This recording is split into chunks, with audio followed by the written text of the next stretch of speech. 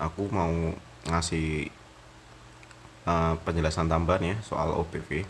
Tadi kan kita pakai contoh Bitcoin ya. Apakah ini bisa untuk koin yang lain? Aku jawab bisa. Semua koin bakal punya pola yang sama terkait dengan OPV-nya. Di sini aku kasih contoh BNB. BNB ini kacau ya, kacaunya kacau banget. Soalnya kalau secara OPV ini gila banget ini. Kalau kita lihat, lihat OPV-nya luar biasa menjijikkan ya. Soalnya gini, ketika di harga ini, harga di area ini ya, di area ini, OPV-nya itu menjulang tingginya nggak karuan ya. Jadi mungkin waktu itu awal mungkin pasar berpikir bahwa di area ini tuh udah wah ini udah saatnya pump tinggi nih karena harganya udah murah gitu mungkin. Nah, itulah yang kenapa ketika mungkin di ini ya saking kecilnya OPV-nya nggak kelihatan di sini. Jadi ketika harga ini tuh harga yang kebanyakan aku lihat kalau BNB itu retail ya. Kalau untuk bandarnya aku lihat cuma CZ doang ini yang main BNB. Nah, ketika di sini naik dia secara OPV gilanya luar biasa banget ini. OPV-nya naiknya tinggi banget, kenceng banget. Kayak gini ya. Tapi ternyata secara chart juga nggak seberapa ya. Naiknya cuma ya segitulah. Daripada dibanding dengan harga turunnya di sini ya. Jadi kondisi BNB ini kalau secara OBV gila sih, terlalu ekstrim kalau menurut saya. Oke, coba aku zoom out di posisi yang harga di sini ya. Kita zoom out, lihat ya, jarumnya luar biasa menjijikkan ya. Jadi di sini ada uang masuk gila-gilaan, turunnya juga gila-gilaan itu. Tapi duit masuk gila-gilaan di sini ini nggak terlalu kepengaruh ke harga, dia naiknya kayak nggak terlalu seberapa gitu loh. Makanya ketika dia jatuhnya menjijikkan sekali sih kalau aku bilang. Bayangin dari harga 485 486 ini turun sampai ke angka 430. Nah, posisi di sini coba kita lihat secara OBV bagaimana ya. Jadi apakah ini titik entry atau bukan? Ini aku zoom out untuk ini ya, OBV-nya dan kelihatan sekali sih. Polanya sama persis. Di sini polanya sama persis. Kalau misalkan aku kasih garis garis pertama aku di sini, kemudian garis keduanya di ntar, oke, di sini juga boleh lah. Oke, di sini dilihat di harga ini, di posisi candle ini kita nggak bisa entry ini. Kita nggak pernah tahu di posisi ini, terlalu ekstrim sih kalau menurutku.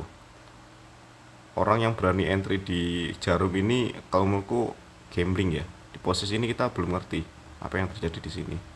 Cuma beberapa jam kemudian, aku pakai candlenya 1 jam ya. Nanti aku jelasin kenapa di video selanjutnya. Tapi intinya di chart 1 jam ini, di waktu pertama kali dia drop kita nggak bisa ini masuk karena arahnya belum tahu ini kemana. Kemudian secara OBV dia turun lagi, cuma harganya nggak apa nggak dropnya nggak separah yang pertama. Cuma secara OBV dia masih turun tuh sampai akhirnya titik terendah OBV dia itu di sini, di yang ada garis ininya, yang aku garis merah ini. Nah, cuma di posisi ini kita juga belum bisa ngapa-ngapain. Kita harus nunggu plus action dia sampai ternyata baru ketemunya di sini. Pas di harga ini. Pas di harga ini, yang pertama kan dia di sini OBV-nya kelihatan ya di situ, di bawah situ. OBV-nya di bawah itu. Nah, kemudian beberapa jam kemudian kelihatan harga yang turun lagi ke angka itu, ya area itu ya. OBV-nya udah naik. Dan setelah itu dia naik terus OBV-nya. Terus naik terus, konsisten naik dia. Artinya di sini di titik ini orang udah mulai akumulasi nih. Di ini ya. Nah, disinilah baru kita bisa entry tuh. Sambil melihat pergerakan OBV-nya dia. Dan tiba-tiba pam, udah kayak gitu. Selalu kayak gitu. Nah, kondisi kayak gini gimana? Apakah kita bisa entry? Nggak bisa, kita udah nggak bisa ngapa-ngapain, udah telat. Yang bisa kita lakukan waktu di sini, ini berapa jam ini, dari startnya jam 3 pagi selesai sampai jam 3 sore kayak gitu. 12 jam di sini posisinya kayak seolah-olah diem ini, padahal ini ada orang akumulasi. Kalau kita lihat secara OBV dia kan naik terus ini, tiba-tiba pam gitu aja. Kayak gitu kira-kira ya terkait masalah OBV. Jadi mau koin apapun semuanya sama. Jadi kalau misalnya kita mau ini, mau scanning koin ya kayak gini. Koin yang bagus tuh yang dia lagi di tahap akumulasi. Nah ini di titik ini kita entry, bukan yang udah naik kayak gini. Kalau udah kayak gini ya percuma. Ini bisa aja tiba-tiba turun, aku nggak pernah tahu ini. Harus kita nunggu lagi. Soalnya trading ini seni menunggu ya. Kalau misalkan entry kita salah ya parah. Jatuhnya mungkin oke, mungkin dia akan pump lagi, cuma kan kita profitnya nggak akan besar gitu loh. Kalau kita entry di sini di harga 450 ini kan lumayan ini. Sekarang ke 480 lagi. Nah, di kondisi sekarang kita udah nggak bisa ngapain ya. Karena apa? Momentumnya ada di sini. Jadi momentum, untuk membaca momentum tuh nggak hanya dengan EMA aja. EMA penting, itu tetap yang utama. Cuma OBV ini salah satu tools kita untuk menentukan apakah itu memang area yang cocok untuk kita entry.